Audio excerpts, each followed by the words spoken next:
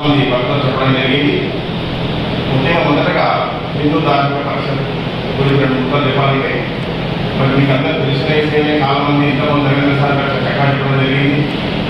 నేటి రోజుల్లో మనం కానీ మన పిల్లలు కానీ యువత కానీ విద్యుత్ శక్తుల కారణంగా మన సాంప్రదాయాలు కావచ్చు, మన సంస్కృతి కావచ్చు, మన ఆచారాలు కావచ్చు, మన వ్యవహారాలు కావచ్చు, దేశం కావచ్చు, రాష్ట్రం కావచ్చు, ఊరు కావచ్చు, ఏదైనా సరే ఆ జాతీయ భావాల్లో దేశభక్తి అనేది అటువైపు మనం కాన్సన్ట్రేషన్ చేయలేకపోతున్నాం. కాబట్టి అప్పుడప్పుడు దేశంలో ఎటువంటి సంఘటనలు దురదృష్టకరమైన సంఘటనలు జరిగినప్పుడు ఇవన్నీ వెలుగులోకి వస్తాయి.